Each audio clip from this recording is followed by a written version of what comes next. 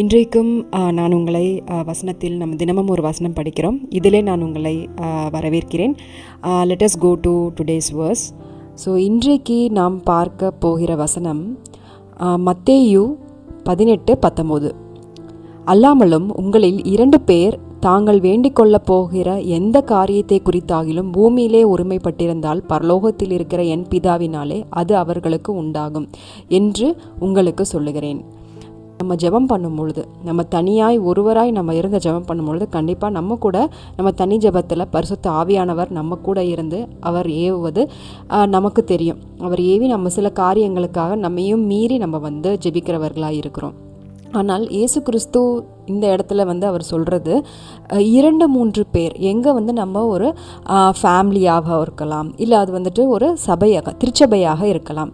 அப்படிப்பட்ட இடத்துல இருக்கும் பொழுது நாம் தேவனை நம்ம எப்படி நம்ம பரிசுத்த ஆவியானவரை கொண்டு நம்ம எப்படி ஜெபம் பண்ணுறோம். ஏனென்றால் இயேசு கிறிஸ்து தன்னுடைய அதிகாரத்தில் அவர் பேசும் பொழுது, அவர் பிரசங்கிக்கும் பொழுது சுற்றி இருக்கும் பரிசேயர்கள் அவர்கள் கேள்வி கேட்பார்கள், யாரோட சாட்சியோட நீங்கள் இவ்வளோ அத்தாரிட்டியோட நீங்கள் பேசுகிறீங்க அப்படின்ட்டு. நான் பேசுவதற்கு நானும் என் பிதாவும் சாட்சியாக இருக்கிறாங்க, நாங்கள் இதுக்கு சாட்சியாக இருக்கிறோம். 2 பேர் மினிமம் ஒரு 2 பேராவது கண்டிப்பாக இருக்கணும் என்றதான் வேதாகமத்தில் பார்க்குறோம். இப்போ நீங்கள் குடும்பத்தில் எடுத்துக்கிட்டிங்கன்னா, நீங்கள் குடும்பத்தில் நீங்கள் ஜெபிக்கிறவர்களாக இருந்தீங்க அப்படின்னா, நீங்கள் உங்கள் குழந்தைகளோடோ இல்லை உங்களுடைய ஹஸ்பண்டோடோ நீங்கள் சேர்ந்து, இல்லை உங்களுடைய மதர் இன்லா இல்லை நீங்கள் உங்கள் மதரோடையோ நீங்கள் சேர்ந்து நீங்கள் ஜெபிக்கிறவர்களாக நீங்கள் இருக்கணும். இல்லை நீங்கள் ஆன்லைனில் பார்த்துக்கிட்டிங்கன்னா உங்களுக்கு என்ற சர்ச் மெம்பர்ஸ் இருப்பாங்க, அவங்களோட சேர்ந்து ஒரு கம்யூனிட்டியாக நீங்கள் ஜெபிக்கிறவர்களாக இருக்கலாம். இல்லை சர்ச்சில் நீங்கள் ஸ்மால் குரூப் ஃபார்ம் பண்ணிவிட்டு நீங்கள்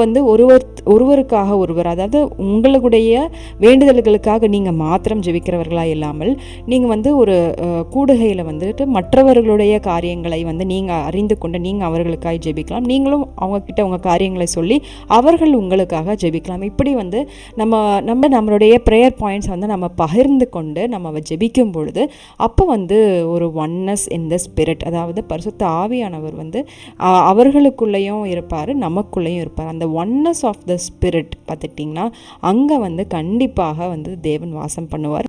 நம்ம கேட்கிறது எல்லாவற்றையும் அவர் கொடுக்குறவராக இருக்கிறார். அதுதான் இங்கே நம்ம படிக்கிறோம், பரலோகத்திலே என் பிதாவினாலே அவர்களுக்கு உண்டாகும். நம்ம எதை நம்ம கேட்டுக்கொள்கிறோமோ அது பரலோகத்தில் இருக்கிற பிதாவினாலே நமக்கு நிச்சயமாய் உண்டாயிருக்கும் என்று தான் இங்கே இயேசு கிறிஸ்து நமக்கு சொல்கிறாரு. பவுல் அப்போஸ்தலர்களும் பார்த்துக்கிட்டிங்கன்னா அவங்க புதிய ஜெப ஆலயங்கள் நிறையா ஜீசஸ் போனதுக்கப்புறம் உருவாக்கி கொண்டே இருந்தது.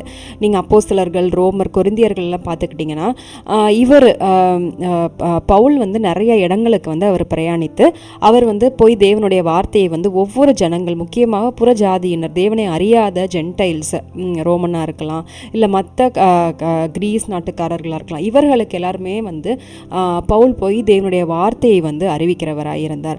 அப்படி அவர் அறிவிக்கும் பொழுது அங்கே மக்கள் ஆர்வமாக தேவனுடைய வசனத்தை கேட்க வேண்டும் என்று பவுலிடத்திலே அவர்கள் ஆர்வமாய் வந்தார்கள். பவுலும் தேவனுடைய வார்த்தையை அங்கே சொல்கிறாரு. அப்படி அவர் ஒவ்வொரு சபைக்கும் அவர் கடிதத்தை எழுதுகிறார். அவர்கள் எப்படி இருக்க வேண்டும், எப்படி நடந்து கொள்ள வேண்டும்.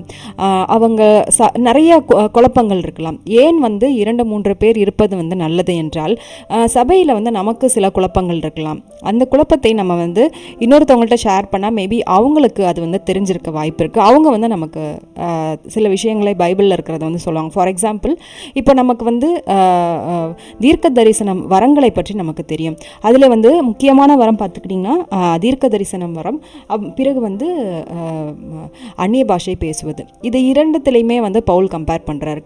பவுல் கம்பேர் பண்ணி அவர் என்ன சொல்கிறார் அப்படின்னா, தீர்க்க தரிசனம் வரத்தையே நீங்கள் நாட வேண்டும், நீங்கள் அதை நாடி நீங்கள் அதற்காக நீங்கள் ஜெபித்து நீங்கள், ஏனென்றால் தீர்க்க தரிசனம் வரம் என்பது என்னுடைய பக்தி விருத்தியையும் தாண்டி அது மற்றவர்களுக்கு அது பிரயோஜனமாக இருக்குது.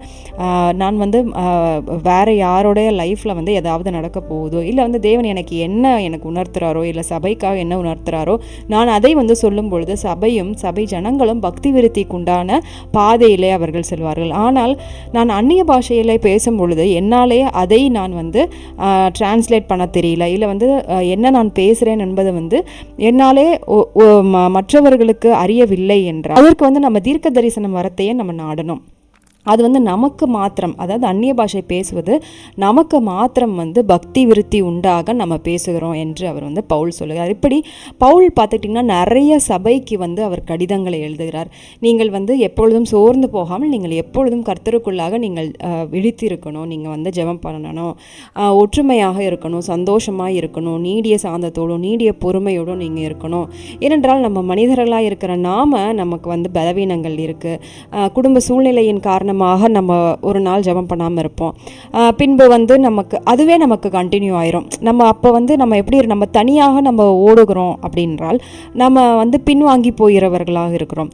இப்போ நம்மளையுமே பேக் ஆன் ட்ராக் நம்ம கொண்டு வர வேண்டும் என்றால் நம்ம கூட இருக்கிற நம்ம சக வயது மற்ற குடும்பத்தினராகவோ இருக்கலாம். இப்போ நம்ம 2 பேர் சேர்ந்து நம்ம போகும் பொழுது நாம் வந்து கீழே விழுகும் பொழுதோ இல்லை நமக்கு வந்து கொஞ்சம் நம்ம ஸ்லோ டவுன் ஆகும் பொழுதோ அவர்களை பார்த்து அவர்கள் வந்து நம்மை வந்து தூக்கி விடுவதற்கு அங்கே 2 பேர் இருந்தால்தான் வந்து அது நல்லாக இருக்கும். ஆகையால் நீங்கள் எப்பயுமே ஒரு கம்யூனிட்டியோ இல்லை ஒரு குரூப்போ நீங்கள் ஃபார்ம் பண்ணி நீங்கள் வந்து ப்ரேயர் பண்ணுறவர்களையும் நீங்கள் ஒருமனப்பட்டு நீங்கள் ஒரு காரியத்திற்காக நீங்கள் ஜெபிக்கும் பொழுது அதனுடைய பலன் வந்து பெரியதாக இருக்கும். அதனுடைய பலன் வந்து நம்ம தனியாக இருந்து நம்ம ஜெபிக்கிறதை காட்டிலும் நம்ம 2-3 இருந்து நம்ம சேர்ந்து ஜெபிக்கும் பொழுது அதனுடைய பலன் வந்து நமக்கு அங்கே அதிகமாக இருக்கும். பரிசுத்த ஆவியானவர் வந்து ஒவ்வொருத்தருக்கும் ஒவ்வொரு கிரியையை கொடுத்துருக்கிறார். நம்ம அவயங்களை பார்த்துக்கிட்டிங்கன்னா ஒவ்வொரு அவயவமும் பார்த்துட்டிங்கன்னா ஒன்னோட ஒன்று பெருசு அப்படின்னு சொல்லிட்டு இல்லை, அதனுடைய வேலையை அது வந்து செய்து கொண்டு வருகிறது. அப்படியாக நாம் ஒரு சபையில் இருக்கும் பொழுது நமக்கு கொடுக்கப்பட்ட வரத்தின்படி அது எந்த வரமாகவும் இருக்கலாம். தீர்க்க தரிசனம் சொல்லும் வரமோ இல்லை வந்து ஒருத்தருக்கு ப்ரீச் பண்ணுற வரமோ இல்லை வந்து நம்ம உபசரிக்கிற வரமோ அது எதுவாக இருந்தாலும் நம்ம அதை முழு மனதோடு நம்ம அதை செய்ய வேண்டும். ஏனென்றால் இந்த நம்ம சபையானது அது வந்து நம்மளுடைய சரீரத்தை போன்றது. எத்தனை உறுப்புகள் இருக்கிறதோ அப்படி ஒவ்வொரு விசுவாசிகளும் ஒரு உறுப்பை சேர்ந்தவர்களாக இருக்காங்க. ஆகையால் நம்ம எப்பொழுதுமே வந்து நமக்கு கொடுக்கப்பட்ட அழைப்பின்படி நமக்கு கொடுக்கப்பட்ட கிரியையின்படி நம்ம வந்து நம்ம சபைக்கு உதவி we have to be ஒரு உந்துதல் கொடுத்து நம்ம வந்து கிறிஸ்துவுக்குள்ளாக நம்ம அனைவரும் சேர்ந்து நம்ம ஒருமனப்பட்டு நம்ம ஓடுகிறவர்களாக இருக்கணும். இதுதான் வந்து நம்ம இயேசு கிறிஸ்து இன்றைக்கு நம்மளிடம் நம்ம சொல்லுகிறார். ஆகையால் நமக்கு சில கவலைகள் இருக்கலாம், இல்லை நமக்கு வந்துட்டு பண்ண முடியுமான்ற ஒரு செகண்ட் தாட் இருக்கலாம், இல்லை கன்ஃபியூஷன் இருக்கலாம், இல்லை வந்து நான் எடுக்கிற டிசிஷன் வந்து கரெக்டாக சரியா தவறான்ற நிறைய குழப்பங்கள் இருக்கலாம். மெயினாக வந்து இந்த டைம் ஆஃப் வாலிபர்களுக்கு இருக்கலாம். அப்படி நீங்கள் இருக்கும் பொழுது வாலிபர்களாக இருந்தீங்க அப்படின்னா நீங்கள் உங்கள் ஏஜ் வாலிபர்களோடு சேர்ந்து ஐக்கியப்பட்டு நீங்கள் ஆவிக்குரியவற்றை நீங்கள் வந்து வேதாகமத்தில் படித்து ஒருத்தருக்கு ஒருத்தர் டிஸ்கஸ் பண்ணி நீங்கள் வந்து அப்படியாக உங்களுடைய ஐக்கியம் இருந்தது என்றால் உங்களுக்கு தெரியாதது இன்னொருத்தருக்கு தெரியும். அப்போ அவர்கள் வந்து உங்களிடத்துல இது இல்லை, இப்படி பண்ணக்கூடாது, இது இப்படி பண்ணணும் என்று அறிவுரை சொல்லி அவர்கள் வந்து உங்களை கரெக்டான பாதையில் நடத்துவதற்கு வந்து இந்த ஐக்கியம் என்பது வந்து நமக்கு முக்கியமாக இருக்கிறது. இதுதான் வந்து இன்றைக்கான நம்ம படித்த வசனத்திலும் இந்த ஐக்கியம் என்பது மிக மிக நமக்கு முக்கியம் என்பதை நம்ம இன்னைக்கு நம்ம பார்த்தோம். ஆகையால் நீங்கள் ஒவ்வொரு நாளும் நீங்கள் எப்பொழுதும் ஒரு சின்ன குரூப்போடு சேர்ந்து நீங்கள் இல்லை குடும்பத்திலேயே நீங்கள் வந்து உங்கள் ஹஸ்பண்டோடு சேர்ந்து இல்லை குழந்தைகளோடு சேர்ந்து நீங்கள் மிக ஆர்வமாய் நீங்கள் ஜெபிக்கிறவர்களாயும் நீங்கள் அதற்கு பின் பார்த்துக்கிட்டிங்கன்னா நிறைய இன்புட்ஸ் வரும் உங்களுக்கு. ஒருத்தர் இந்த மாதிரி பண்ணலான்னு சொல்லுவாங்க, இன்னொருத்தர் வந்து இப்படி பண்ணலான்னு சொல்லுவாங்க. ஆகையால் நீங்கள் அனைத்து சஜஷன்ஸையும் நீங்கள் எடுத்துக்கிட்டு நீங்கள் அதன்படியாக நீங்கள் ப்ரேயராக இருந்தாலும் சரி இல்லை வந்துட்டு இல்லை ஃபாஸ்டிங்காக இருந்தாலும் சரி, நீங்கள் அதை எப்படி நீங்கள் பைபிள் ஸ்டடியாக இருந்தாலும் சரி, நீங்கள் அதை எப்படி நீங்கள் எடுத்துகிட்டு போகிறீங்களோ கண்டிப்பாக நீங்கள் அப்படி எடுத்துக்கொண்டு போங்கள். இன்றைக்கும் நம்ம இந்த வசனத்தை தியானித்து இருக்கிறோம். உங்களுக்கு என்ன ப்ரேயர் பாயிண்ட்ஸ் இருந்தாலும் நீங்கள் அதை வந்து எனக்கு மெசேஜில் நீங்கள் ஷேர் பண்ணுங்கள், கமெண்ட்ஸில் நீங்கள் ஷேர் பண்ணுங்கள். உங்களுக்காக நான் ஜெபிக்கிறேன், எனக்காகவும் நீங்கள் ஜெபித்துக் கொள்ளுங்கள். தேங்க்யூ.